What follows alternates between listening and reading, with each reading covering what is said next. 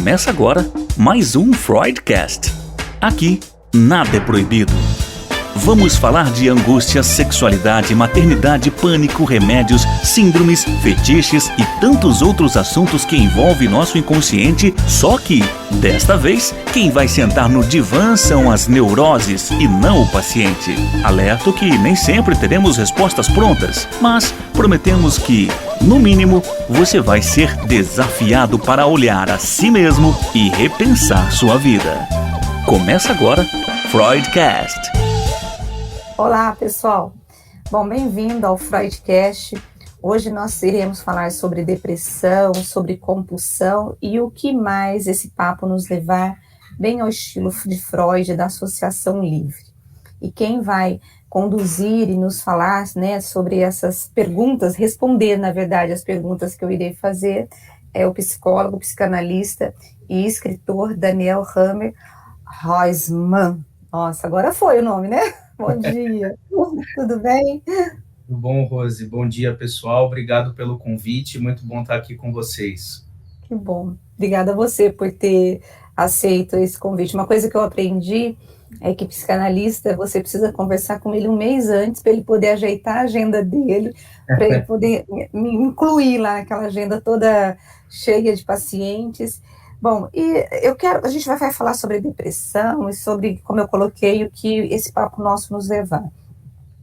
Hoje em dia é muito comum o paciente chegar no consultório e dizer assim para o psicanalista ou para o médico, né, estou depressivo. A depressão, ela realmente é uma doença comum ou todo mundo hoje se autodiagnostica como depressão? O que é a depressão? O que está acontecendo nesse mundo todo? Tá, eu vou começar com a sua primeira colocação de que os analistas, eles não teriam uma agenda fácil, e haveria a necessidade de um agendamento com muita antecedência.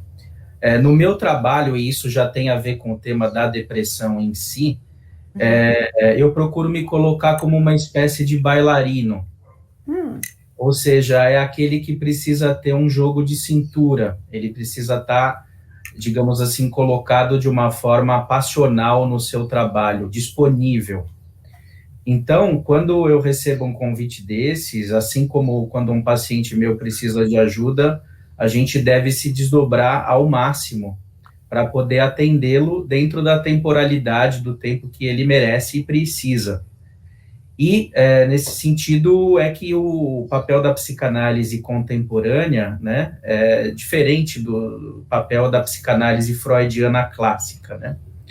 Porque na psicanálise freudiana clássica, o analista ele era uma espécie de espelho, de tela em branco, que recebia as dores, né, emocionais através da tal transferência, né, dos seus pacientes para com a pessoa do médico, né, o Freud assim dizia.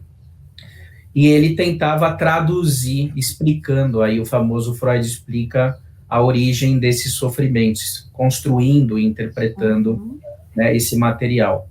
Hoje em dia, a partir de uma psicanálise contemporânea, desses mais de 100 anos de psicanálise, a gente pode fazer um paralelo da psicanálise com as artes, né? Ou seja, o analista ele colocado através do seu campo criativo. E isso, no diagnóstico, condução desses quadros de depressão, que são epidêmicos, é fundamental, porque o que caracteriza a depressão, né? É claro, ela tem toda uma origem psiquiátrica, histórica, né? Enfim, mas ela é um nome relativamente recente na psicopatologia, né? Freud não falava bem em depressão, ele poderia falar em mal-estar, né? Poderia falar em angústia, em tristeza, mas depressão é um termo que vem da psiquiatria, de alguma forma, e que a psicanálise teoriza ao seu modo. E o que seria essa tal depressão? A depressão, ela diz respeito a um curto-circuito, a uma dificuldade das pessoas em estabelecerem desejos, fantasias, devaneios, projetos. Elas ficam numa espécie de limbo existencial, de sentimento de nadificação, de nada, que é diferente do vazio. O vazio, de alguma maneira, está presente. Agora, aquela sensação de invasão pelo nada, ela é característica da depressão, né? Então, isso pode acontecer com qualquer um, né? É uma característica do mundo moderno, não é próprio de algumas pessoas, todos estamos sujeitos a partir do que acontece nas nossas vidas, a gente pode recair numa situação como essa, e cabe ao analista, através do seu entusiasmo, da sua surpresa, da sua energia, poder trazer essa pessoa a uma condição mais iluminada, vamos dizer assim, no seu cotidiano. Como que você diferencia quando o paciente chega dizendo assim, eu estou depressivo, eu estou... E às vezes não é uma depressão, é um outro tipo de psicopatologia, mas ele acaba se diagnosticando. Como que você vai mostrando para esse paciente que não é uma depressão? Então, na verdade, tudo que os pacientes me dizem, eu levo em consideração. Se eles consideram que eles estão deprimidos, seja porque eles sonharam com isso, porque eles receberam um diagnóstico, porque o vizinho falou que ele está deprimido, a esposa. Se do ponto de vista médico é depressão ou não, isso é outros 500. Agora, que o fato dele se nomear como depressivo já diz algo da forma como ele se representa. Então, algo disso eu vou ter que levar em conta e como uma verdade para essa pessoa, pelo menos nesse momento. Então, o meu papel não é de convencê-lo de que ele é ou não é determinada coisa, né? E sim acompanhá-lo sobre as razões pelas quais ele se representa dessa forma. Daniel, assim, a gente está vivendo tempos bem bicudos, vamos assim dizer, bem difíceis, né? Com a pandemia, tendo que lidar com o luto, tendo que lidar com o medo de ficar doente. E aí, assim, eu me lembro que uma vez eu já no período em que estava permitindo você sair, eu me lembro que eu saí com a minha filha, estava num local que era permitido ir, e ela espirrou, todo mundo parou e olhou. Então, o medo está muito presente, né, na nossa sociedade, em que o outro, ele acaba sendo um problema, quando ele espirra, quando ele tem algum sintoma, né? Tem o medo, por um lado tem o medo e as pessoas ficam com isso, por outro lado tem as pessoas que negam completamente a doença e que decidem negar essa doença. Além dessa história da pandemia, desse medo e da possibilidade, porque todos os especialistas estão dizendo que isso traz uma possibilidade de a gente ficar doente psiquicamente, trazer problemas mentais, aquela coisa toda. Essa semana a gente viu algumas imagens, não sei se você chegou a ver, lá do Afeganistão. Desespero, né, que aquele país está, os Estados Unidos saíram depois de 20 anos, o Talibã tomou conta, aí as mulheres desesperadas, e com razão, porque há uma possibilidade de retrocesso no ganho de direitos, e aquela imagem daquele avião que decolou, e as pessoas grudando nela, desesperadas, e aí aqueles pontos, né, no ar caindo assim, e as pessoas morreram. Esse tipo de imagem, essas situações que nós estamos vivendo, elas são situações ou portas para as pessoas ficarem depressivas e entrarem em desespero? Sim, sem dúvida, né? A pandemia, ela coloca o outro, né, como um inimigo. A sua mãe é uma potencial infectada. Você pode matar a sua avó, né? As crianças podem trazer o vírus para dentro de casa, né? Espirrou, nossa, é um potencial assassino. Então, a pandemia, do ponto de vista psíquico, ela é extremamente destrutiva, justamente porque ela adia completamente os projetos das pessoas, né? Ela bota um interregno aí, né? Que não se sabe exatamente quando vai acabar, né? E elas, digamos assim, têm que se fechar nos seus casulos, nas suas casas, né? Se elas puderem, evidentemente, porque muita gente não pôde fazer isso, né? Em função aí de razões econômicas ou até emocionais, né? Precisam sair por aí, né? Encontrar as pessoas. O ser humano é um ser gregário, diria Freud, né? Ele é um ser relacional. E quando nós somos privados das nossas relações, a gente acaba caindo num vazio nadificante, né? Então, a depressão, ela tem tudo a ver com o campo social, com aspectos históricos, contingenciais, né? Que nós estamos atravessados. Ela não é um problema endógeno, assim, no sentido, a pessoa tem uma genética que a predispõe e ela é depressiva por causa disso. Evidentemente que eu não descarto que possam haver elementos endógenos, conforme a ciência for descobrindo isso. Mas, de modo algum, isso poderia servir como uma hipótese monoexplicativa. A gente tem que ver o contexto social, psíquico, familiar e relacional dessas pessoas, né?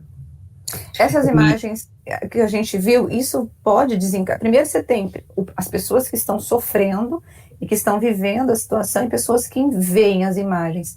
Quais são os efeitos para quem está lá e para quem vê? Você acha que tem algum gatilho? E o desespero e a desesperança, o desamparo, na verdade, essa palavra. O desamparo pode tomar conta dessas pessoas? Sim, sem dúvida. Para Freud, o desamparo é um sentimento básico, né, estruturante de todos nós, né? A gente sabe que o ser humano é o único bicho, entre aspas, né, que precisa ser cuidado por um período relativamente grande de tempo até ele poder ser independente. E vira e mexe quando esse outro, né, que cuida de nós, né, infantil, que nos dava essa segurança em maior ou menor grau, no campo social ele se rompe através de guerras, de pandemias, quando não há essa segurança emocional de pertença, de continuidade no mundo, isso é adoecedor, potencialmente adoecedor. E por isso que eu digo que há uma diferença entre, no caso da pandemia, viver com a pandemia e viver pela pandemia. São coisas, atitudes subjetivas diferentes. Se alguém vive com a pandemia, ele está administrando um problema, mas a vida dele continua dentro do possível. Se alguém vive pela pandemia, toda a pandemia é a baliza existencial da vida dessa pessoa. Consequentemente, ela vai estar adoecida. A medida de todas as coisas é o vírus. Então, esse fator, esse diagnóstico diferencial é muito importante. Isso existe em diferentes graus dentro de cada um de nós. Todo mundo vive com e pela pandemia em alguma medida, né? Você falou de que a psicanálise clássica, o psicanalista era um espelho, hoje na contemporânea você consegue unir a artes e você fala muito do humor, né? E eu fiquei pensando hoje no nosso bate-papo, falei, gente, como trazer humor, né, nessas situações que nós estamos atravessando, como trazer humor para quem está doente, para quem está depressivo, como que você trabalha isso, né? Então, eu trabalho isso através da minha sensibilidade, é muito difícil de eu tentar reproduzir isso em palavras, mas assim, quando a gente percebe a forma como os pacientes nos olham, a forma como eles são receptivos ao que nós dissemos, né? Ao que nós dizemos para eles, né? Tem uma atmosfera não verbal da relação terapêutica que nos dá a baliza, né? Que vai servir de referência para a gente ver o que é possível fazer com essa pessoa, ajudá-la, quais são os elos energéticos quais o analista ou terapeuta pode se conectar com essa pessoa e vice-versa. Eu posso, numa entrevista preliminar, numa primeira vez que a pessoa vem me procurar, fazer uma piada, ou eu posso ficar um bom tempo numa análise sem fazer uma brincadeira. Por quê? Porque aquele tipo de pessoa, a condição em que ela se encontra, pode tomar a minha brincadeira como uma coisa ofensiva, né? Ela pode se incomodar, mas para uma outra pessoa, não, aquilo pode servir como um trabalho de engajamento, de alguém que está lutando por ela, de alguém que vê que ela pode sair do seu buraco existencial, que em maior ou menor grau pode existir para todo mundo, né? Você acha que nós temos perdido esse colorido da criatividade e temos vivido um mundo muito cinza, em que a gente não tem permitido, e aí eu estou falando como humanidade mesmo, nós temos perdido as referências e a gente não está se permitindo mais dar risada, não estamos mais nos permitindo usufruir da vida? Eu acho que a história da humanidade, ela é trágica, assim, né? Se a gente pode dizer que o mundo moderno, o fim da história, o ser humano está perdido, o ser humano não deu certo, eu acho que é paradoxal, porque, na verdade, muitas conquistas passaram a existir, né? É claro, tudo isso sempre pode estar sob uma certa ameaça, os direitos humanos, as conquistas científicas, a liberdade de expressão, a democracia, os avanços técnicos científicos, né? Quer dizer, tudo isso são conquistas da humanidade, né? Agora, tem leituras que vão dizer que hoje a gente está numa situação pior, mas é suspeito para a gente falar também, que a gente não viveu antes, né? Então, assim, o que eu posso dizer é que sempre há adversários para o novo, para o humor. E eu, inclusive, eu faço uma espécie de política dentro da psicanálise, mostrando que os psicanalistas, em geral, são resistentes a novidades, a ousadia, a ter uma clínica experimental, no sentido de testar coisas novas que façam laço com a arte, com a música, com o humor, com a poesia, com a dança. E vira e mexe eu faço intervenções clínicas que, digamos assim, se articulam com todas essas posições do campo humano, do campo artístico criativo, né?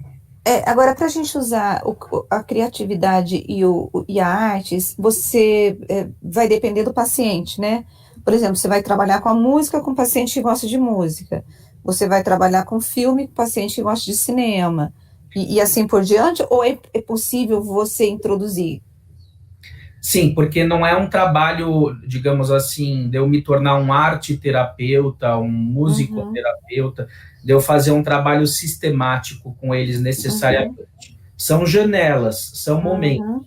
Num momento, por exemplo, uma paciente diz, puxa, estou conseguindo articular um laço mais amoroso na minha família.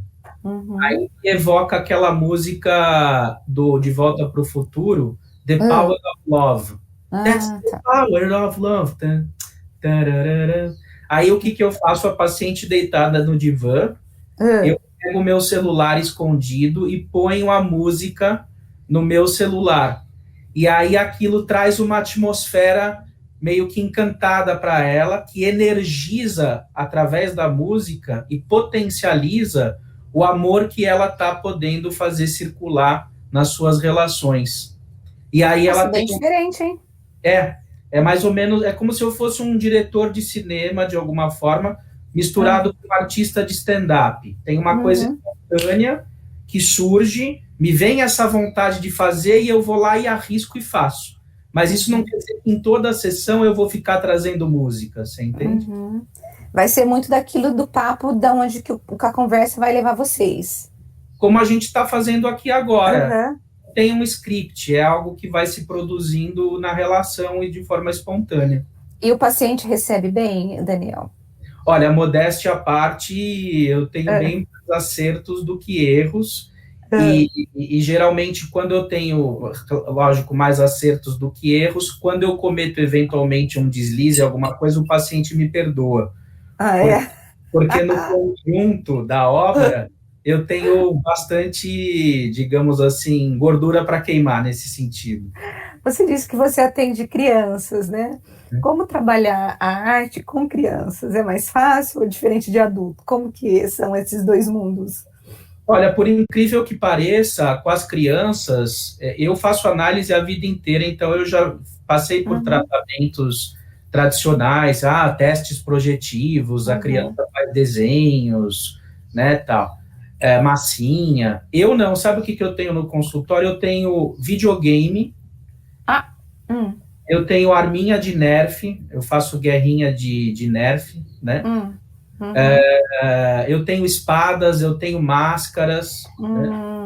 Ou seja, eu faço com que as crianças se vinculem a mim, que elas me vejam como uma espécie de tiozinho legal, né? E aí, a partir dessa construção desse laço afetivo entre nós, é que a criança passa a se abrir e a contar dela.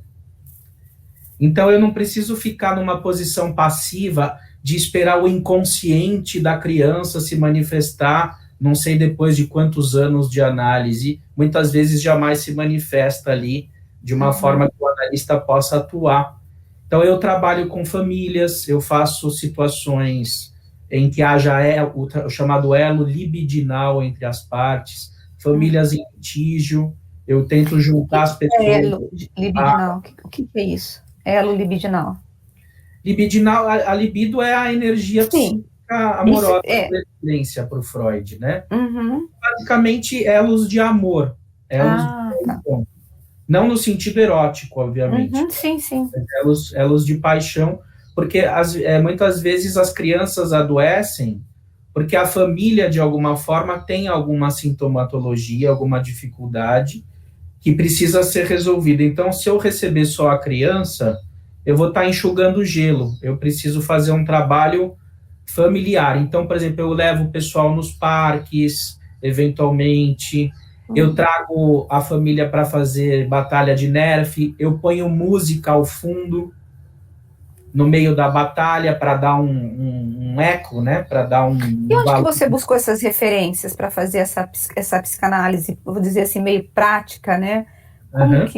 Da onde que você buscou essas referências? Ou foi coisa sua? Como que foi surgindo isso? Eu inventei isso a partir do que eu achei que era necessário. Chegou uma hora no meu processo de análise pessoal que eu pensei, bom, ou a psicanálise vai acabar comigo, ou eu preciso fazer alguma coisa. A minha personalidade, ela é criativa desde quando eu era pequeno. Eu sempre imitava professores, fazia coisas em sala de aula, peripécias, né? Então, existe uma certa psicanálise que é meio conservadora, adaptacionista, né? E ela é muito burocrática e rígida no sentido dos analistas terem que agir de uma determinada forma. Então, eu resolvi me autorizar a testar coisas novas que eu achava que poderiam contribuir. E foi dando certo. Porque são coisas muito diferentes, né? Porque, assim, eu estou mais acostumada com psicanalistas com essa psicanálise tradicional mesmo, né? E, de repente, você está trazendo nesse nosso bate-papo aqui elementos muito novos, por exemplo, de você ir ao parque com a família, né? Guerra de Armínia, né? Entre as pessoas. Então, são coisas assim, até os objetos que você usa com as crianças é um mundo que eu acho que é um mundo mais moderno, por exemplo, e muito de heróis, né? Quando você usa os vídeos, quando você usa espadas, você está trabalhando muito essa coisa da fantasia mesmo, né? Exatamente. Eu tento transformar a experiência de análise em uma espécie de sonho infantil, tanto para os pacientes, como para os pacientes crianças, né? Como para os adolescentes e para os adultos. E é justamente essa é a chave da saída da depressão, né? Ou seja, é a pessoa ter um redespertar passional pela vida. Então, se o analista ele é um cara frio, seco, distante, asséptico, neutro, ele não vai contribuir para esse paciente que está sofrendo conseguir sair desse estado que ele se encontra. Então, o analista precisa ser ativo, ele precisa ser participativo e usar o seu elo criativo para isso, para promover um processo de cura e transformação. Pois eu estou impressionada aqui com a nossa conversa, quando você fala assim, o psicanalista tem que ser mais ativo, né? É completamente diferente de tudo que a gente tem visto, mas naquela coisa da clássica mesmo, né?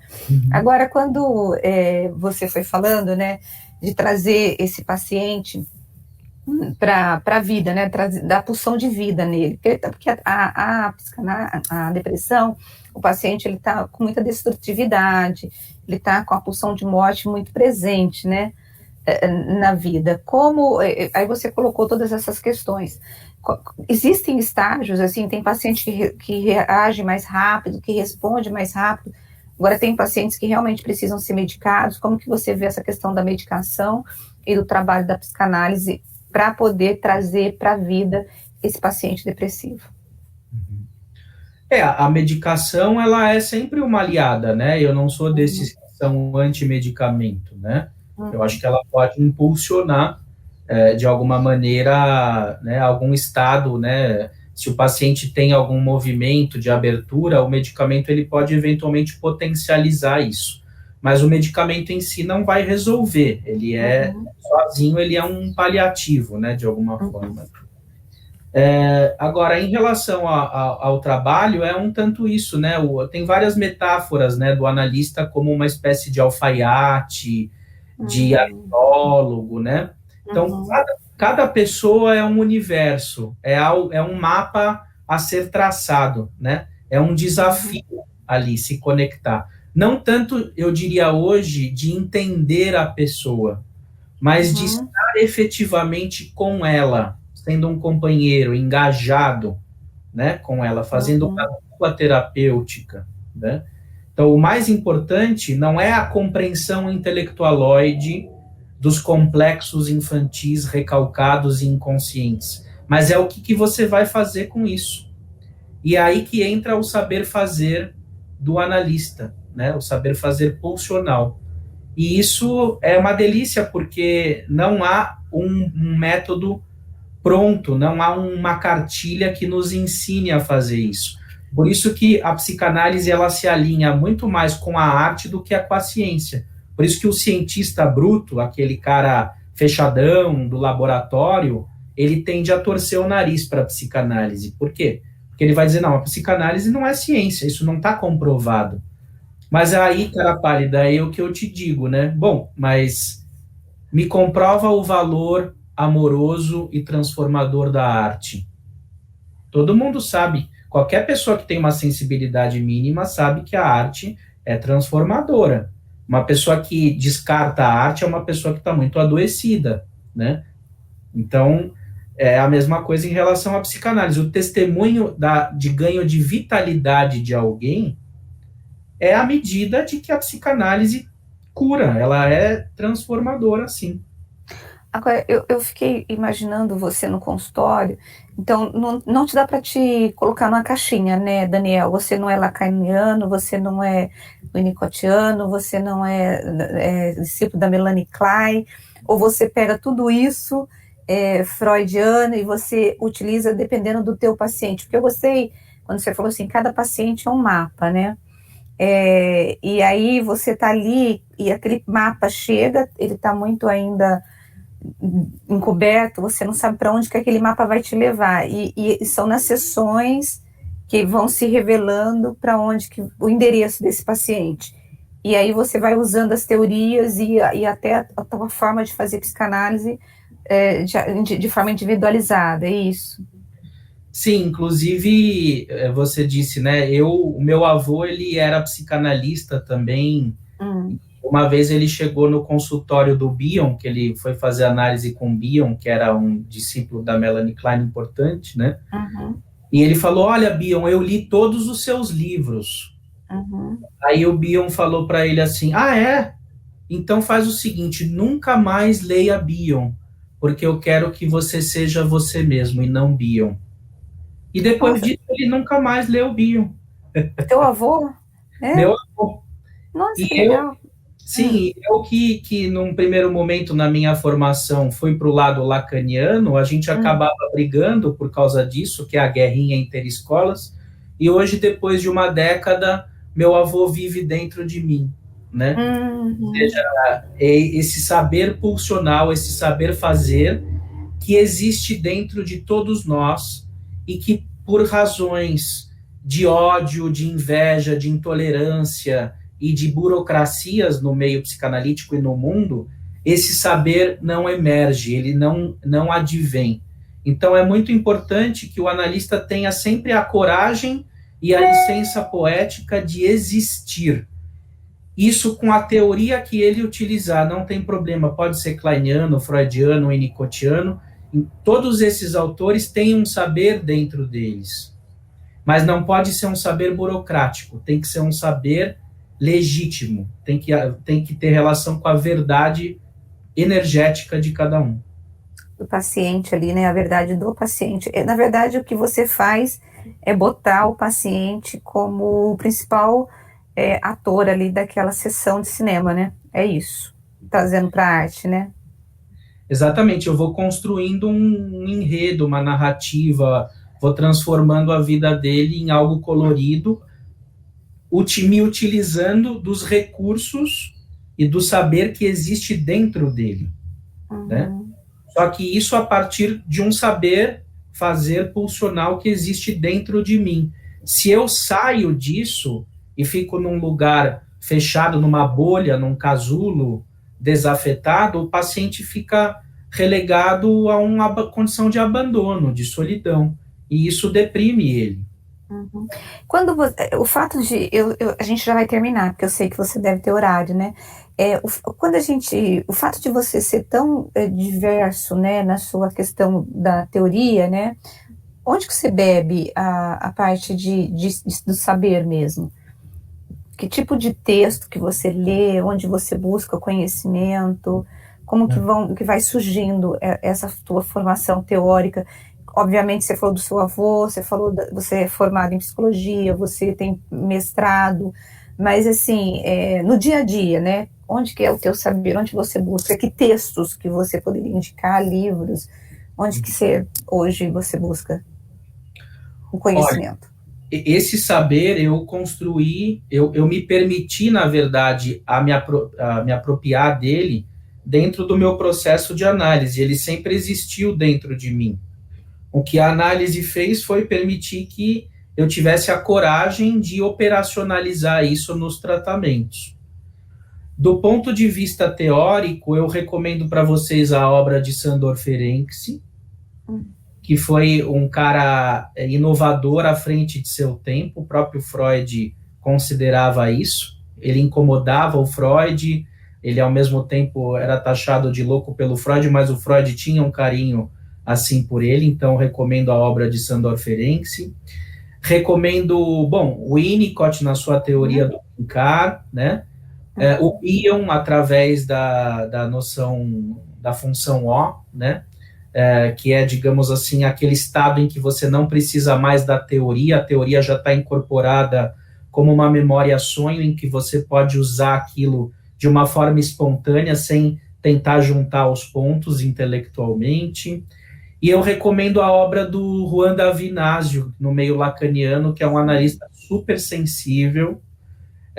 Basicamente, 2 livros dele, Como Trabalha um Psicanalista e Um Psicanalista no Divã, que é justamente onde ele fala da psicanálise como uma experiência de hospitalidade, assim, do psicanalista ser alguém hospitaleiro, que o paciente possa se sentir acolhido por ele. Então, vocês veem que são autores diferentes, de, entre aspas, escolas diferentes, tem escola inglesa, escola francesa, e que podem muito bem conversar e dialogar, que é justamente um problema na psicanálise. Os psicanalistas têm muita dificuldade de dialogar com os estranhos, os diferentes daquilo que ele se predispôs a trabalhar. Então, o que eu fomento hoje, o que eu, digamos assim, incentivo as pessoas a que sejam psicanalistas plurais, contemporâneos, de não terem preconceito com autores que vocês não conhecem, leem de tudo e possam aprimorar os conhecimentos de vocês sem preconceito. Bom, gente, eu disse que nós íamos falar de depressão, de compulsão e para onde o papo fosse nos levar. Eu vou ficar devendo, nós vamos ficar devendo a história da compulsão. O Daniel eu convidei já para que ele possa participar novamente aqui do nosso bate-papo, quando nós iremos falar sobre gordofobia. Ele tem 2 livros sobre esse assunto, né, Daniel? Mas aí vai ficar para uma outra história, né? Pode falar. Não, tem um livro só. É um livro? Eu achei que fossem 2, mas são 2 livros. Um é sobre isso e o outro... O outro é sobre psicanálise, humor e criatividade, que é o Paixanalyticon, Psicanálise e Comicidade, que eu publiquei. Então vamos já falar, fala os nomes dos 2, onde achar esses livros. Então, o primeiro é o Obesidade Não Toda, A Obesidade Não Toda, ou Quando a Gordura Fala, que está esgotado, mas vai ter uma segunda edição ampliada com 3 textos a mais, que vai ser ainda publicada esse ano pela Editora Escuta. Então, aguardem, que vai ser em breve disponibilizado. E o outro livro eu lancei ano passado, que é o Paixanalyticon, Psicanálise e Comicidade, também pela Editora Escuta, e que é um testemunho autobiográfico da minha tragicomédia com a psicanálise. Ele é um livro em parte ilustrado, Eu me apresento através dos sonhos. Foi o diretor de arte, o roteirista dos quadrinhos. Eu contratei um desenhista profissional para realizar através de imagens os meus devaneios, as minhas produções humorísticas. Então, ele é biográfico, ele é político no sentido de incentivar uma psicanálise criativa, né? E ele também tem clínica. Eu trago vinhetas clínicas de piadas que eu faço com os pacientes, intervenções mesmo, que podem promover mudanças emocionais. Então, é um livro que contempla esses 3 aspectos. Muito legal, eu quero ler esse livro. Vou te dar os 2 de presente. E tem meu canal no YouTube também, que é o Paixanalyticum, onde tem muito conteúdo disponível lá, para quem quiser. Paixanalyticum, Paixanalyticum, que é uma mistura de paixão, analítica e a comicidade. Perfeito. Olha, Daniel, adorei o nosso bate-papo. Foi ótimo, a gente vai voltar a conversar aqui no Freudcast, né? Muito obrigada por você ter aceitado o convite, e eu estou muito animada com essa tua versão contemporânea da psicanálise. Primeiro você tira um pouco a gente do chão, sabe? Assim, você não fica muito, você vai, enquanto você vai conversando, a gente vai construindo, vai pensando no consultório, no set analítico, e de repente você fala, gente, esse sujeito está oferecendo alguma coisa aí nova, né?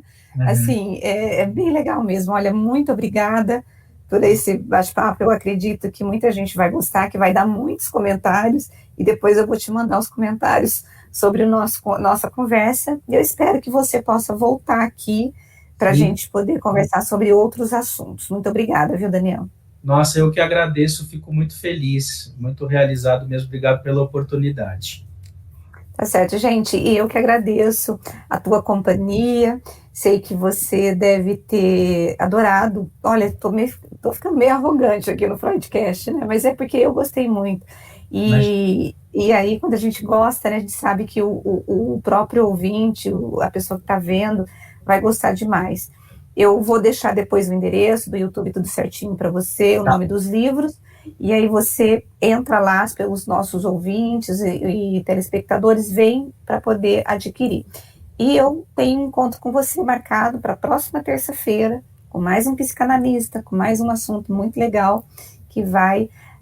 eu sempre digo que todo o nosso bate-papo aqui sempre tem o objetivo de levar o conhecimento e fazer com que a gente se torne uma pessoa melhor. Então, até a próxima terça-feira. Abraço para você, beijo. Tchau, tchau.